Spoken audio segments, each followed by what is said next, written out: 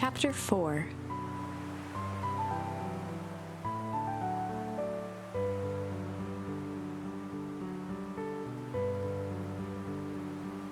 The best policy. Luca paused for a moment, catching his breath. He'd only just met Beck, and somehow he already managed to drag her into this mess.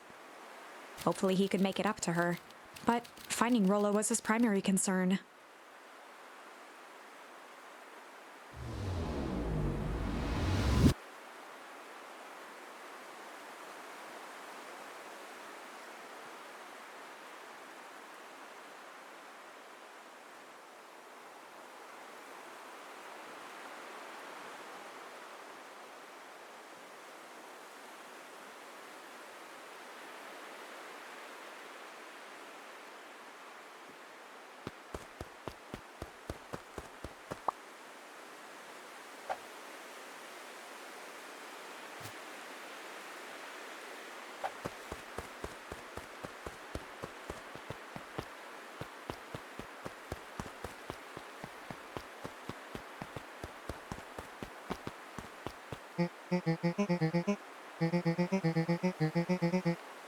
Roxy and Fitz looked drained. It was clear they'd spent all day searching.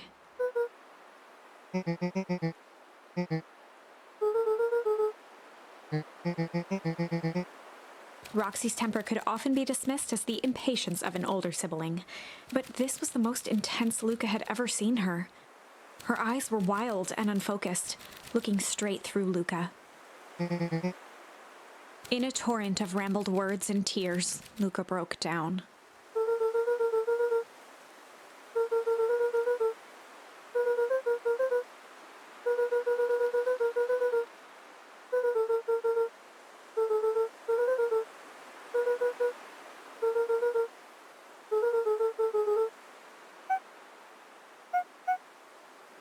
Roxy, still exhausted and angry, softened briefly as her eyes hunted the ground in thought.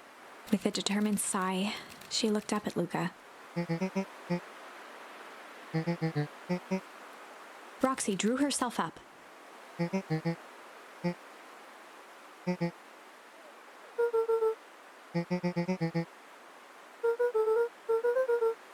Roxy tried to think of the safest place to send Luca.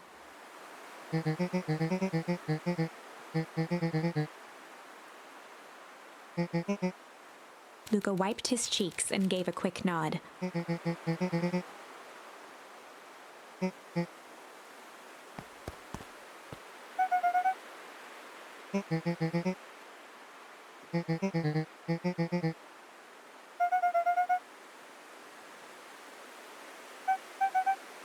Looking into the puddle, Roxy rubbed her arms to warm up.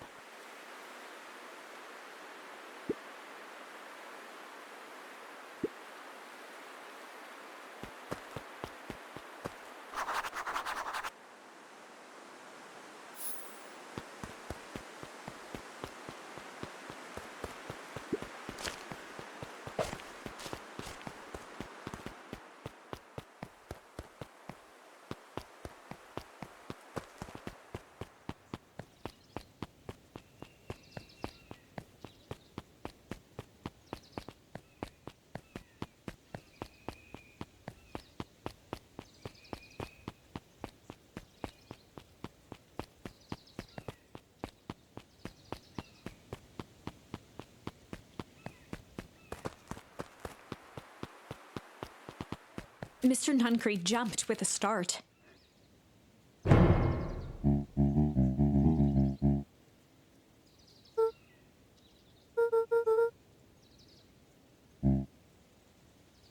Luca motioned to the phone booth.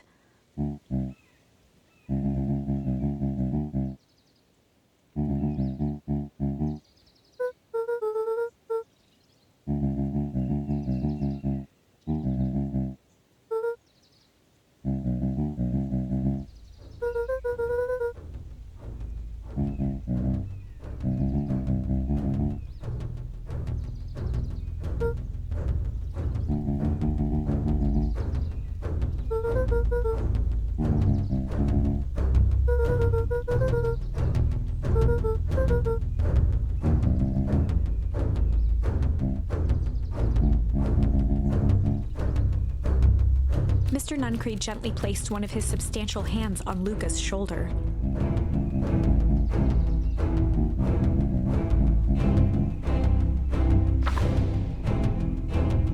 Luca peered up at Mr. Nuncreed. Kind eyes warmed a stern face. There was a deeper emotion hiding beneath it all. It was subtle, but Luca could sense something eating away at him.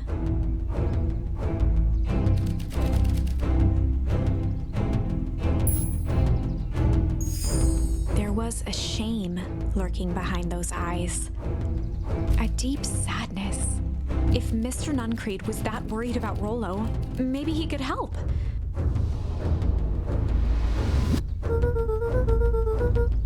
Mr. Nuncreed raised an eyebrow.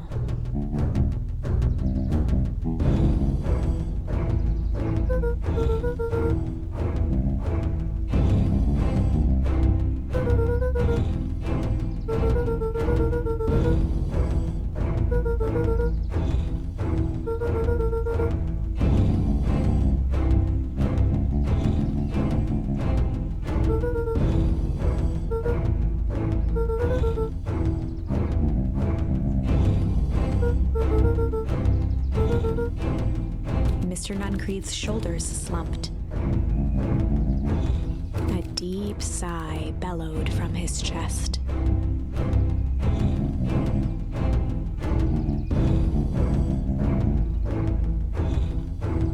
Luca attempted to take a step back, but Nuncreed's hand clamped down on his shoulder.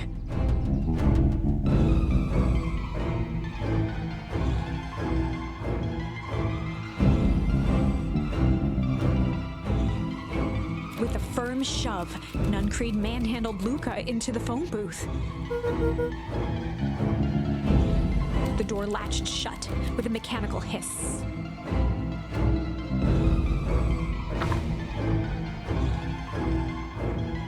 As Luca pounded the glass, the floor dropped from under his feet. The inside of the phone booth was now a loose capsule plummeting at gravity's whim. Luca winced and pressed his hands to the walls. As he braced for impact, the capsule hurried to a surprisingly smooth stop. He felt a cold rush of air and opened his eyes with hesitance. Two large figures in hazmat suits occluded his view. Luca heard the deep, resigned voice of Mr. Nuncreed over an intercom. He knows too much. The end. Wait. No. This isn't the end. I know there's still much more. Somehow this went wrong. Okay, let's try something else.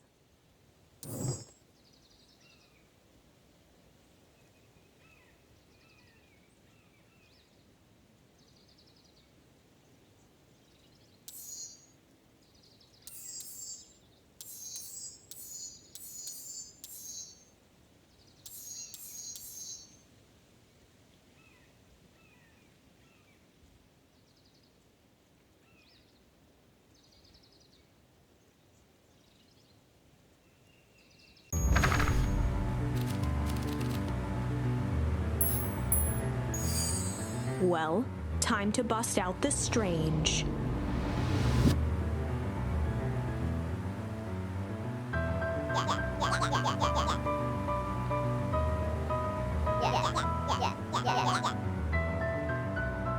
Beck stared in silence, the only sign of life being the twitch of an eye.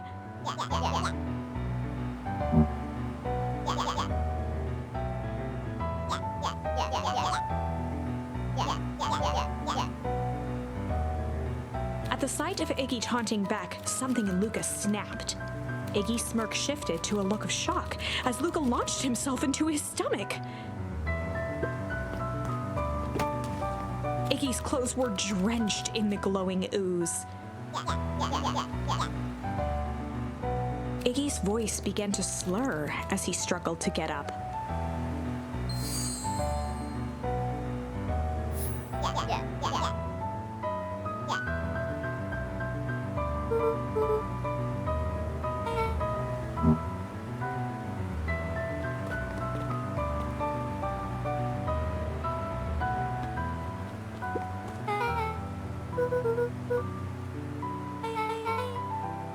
The person at the warehouse, this strange ooze and what it did to Iggy. Was Rollo caught up in all of this?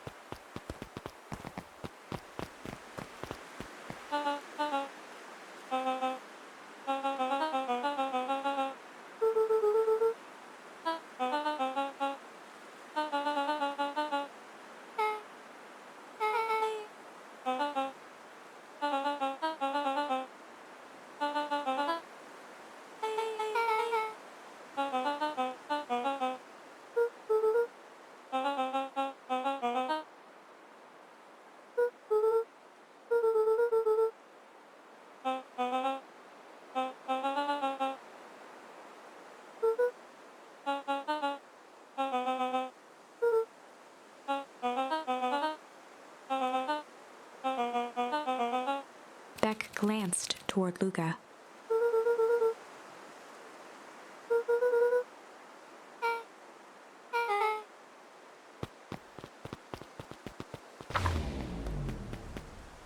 Rollo was safe.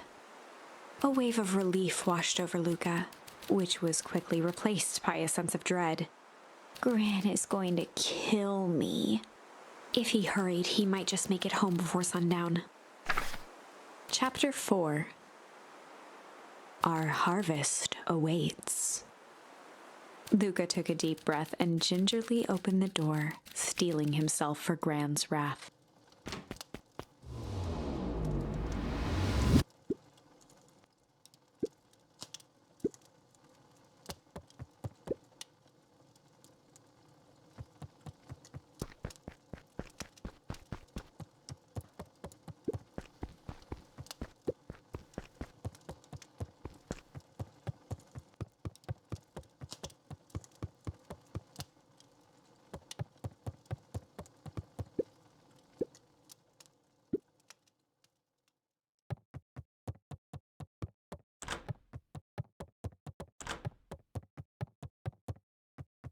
Luca was alone. The house was empty.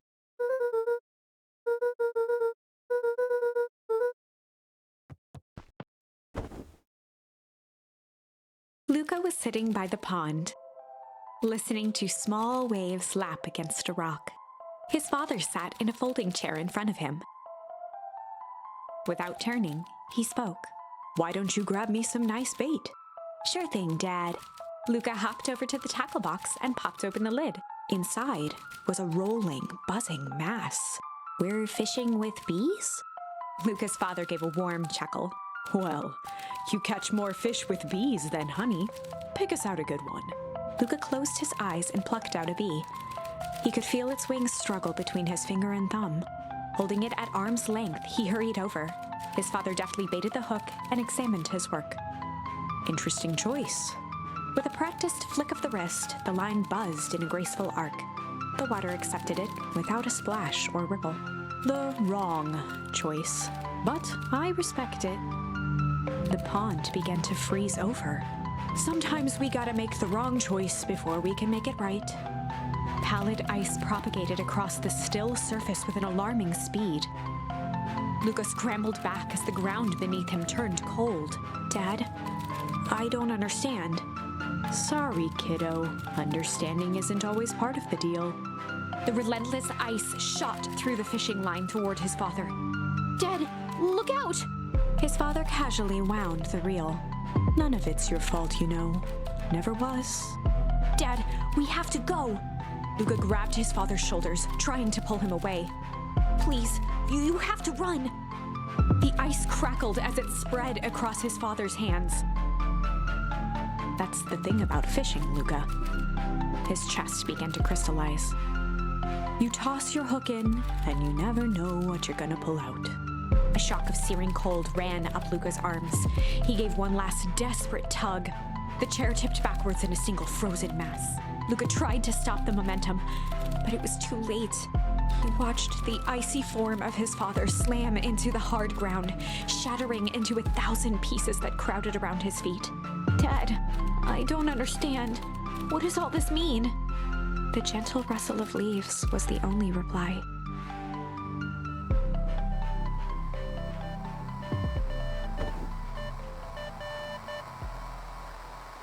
Luca's eyes struggled to focus on the walkie-talkie.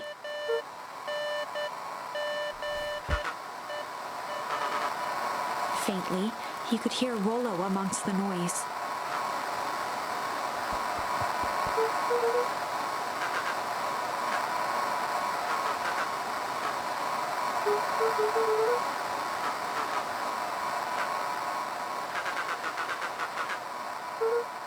Rollo's voice was coming through more clearly now, but some words were still just static.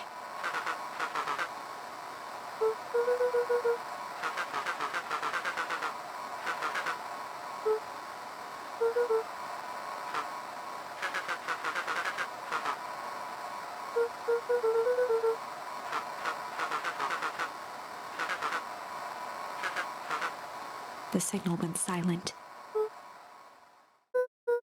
Luca held still, waiting for a response, his pounding heartbeat marking the passage of time.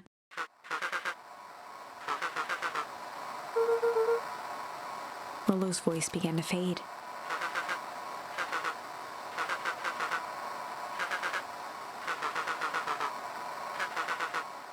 With that, the signal died for good.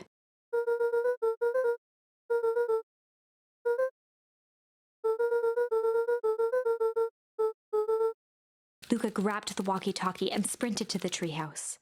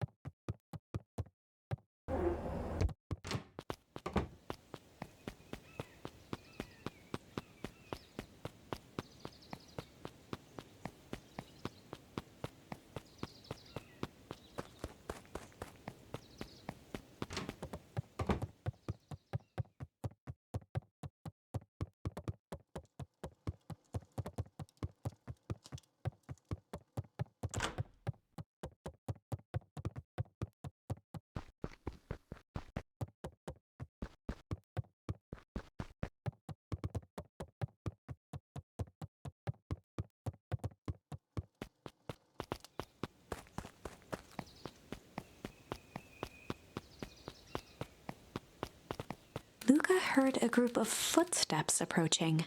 He dashed behind the bushes to avoid being spotted.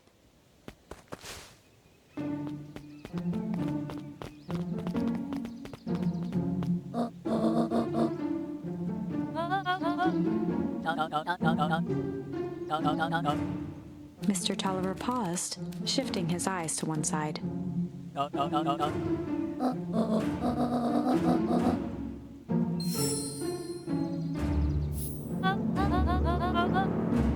Mr. Tolliver took one long, quiet breath.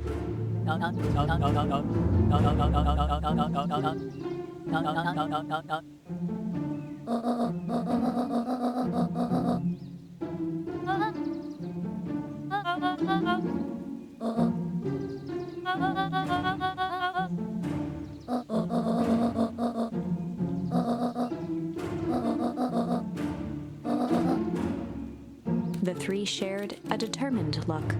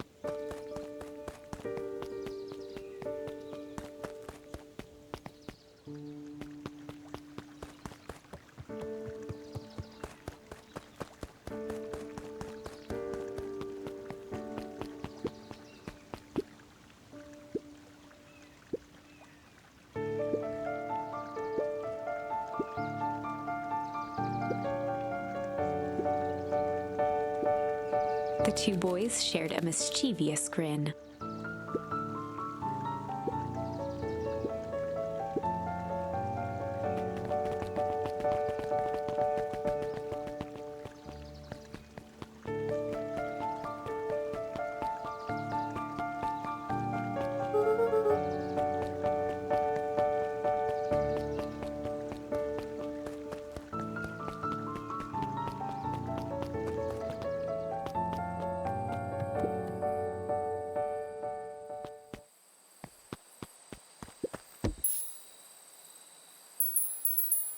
Luca placed a sinker on the line. Sometimes the best stuff is at the bottom of the pond.